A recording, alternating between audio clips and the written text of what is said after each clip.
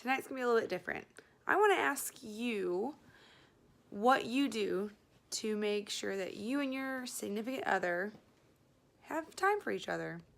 I mean, when you have one kid or four, you've got to find some time, right? How do you do it? Because I know I don't know how to do it, especially because I always feel like there's someone coming between us.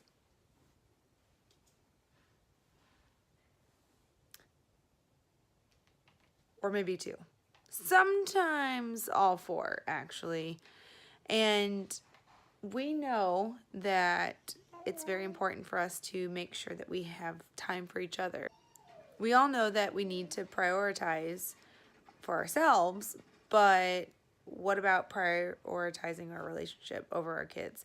Our kids are very, very important and they mean the world to us, but how great is your foundation with your significant other? Is it steady? Is it strong? Is it loving? Is it weak right now? You need to make sure that you have that strong bond with your significant other. You need to make sure and make it very, very, very important for you to have like date nights or just alone time, because then you have nights like this, which is most of our nights, where the kids come between you two. And that's not necessarily a bad thing. However, it definitely makes it harder to focus on your relationship. And I love my kids. I love my boys. I love my girls. I wouldn't trade them for the world. But having that bond with your significant other is extremely important. So much so that when that starts to falter, it really affects your home life and your family. And we all know that we don't want that. Every day we come home from work and it's the same routine. Homework for the kids, getting dinner ready and on the table, and then cleaning up after dinner, cleaning up the kitchen, cleaning up the house completely. Then it's baths and story time in bed and just making sure that the kids are taken care of, and that's very important. But then when you do that every single day, the relationship starts to get put in the back seat, and no one wants that. That's not healthy. It's good to be in a routine, but it's not good to be complacent. And I know that my husband and I try very, very, very hard to make sure that we make each other a priority, that we make sure that we go on a date at least once a month, which isn't a lot, but it's enough that we can rekindle everything that we have. We spend every single night together, but by the time that it's our time to be together, the kids are in bed and we're tired. We have to get up at 5 o'clock in the morning. So it's not much time communicating or cuddling or whatever the case might be. So we definitely try to make sure that we put each other first and not on the back burner.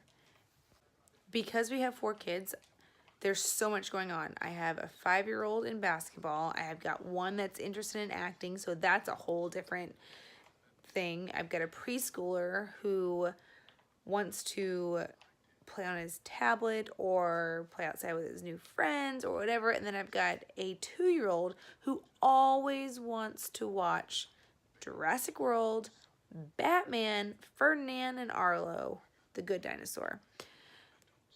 Because they require so much attention, I also coach basketball for my 5-year-old. Because they all require so much attention, it definitely puts my relationship with my husband aside.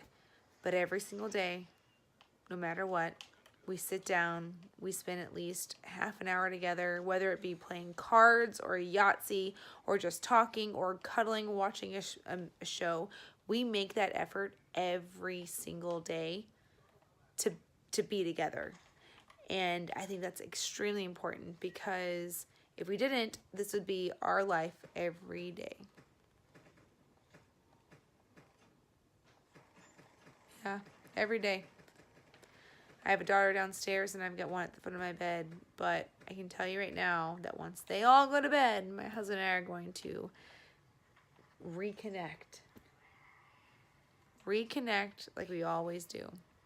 And it's very important because we're Christians, we're a God-fearing family. So the way we look at things, we put God first, then our spouse, then our children. Yep. That is how it's supposed to be. And if you don't believe so, that's your own, that's your beliefs. That's how we believe it to be.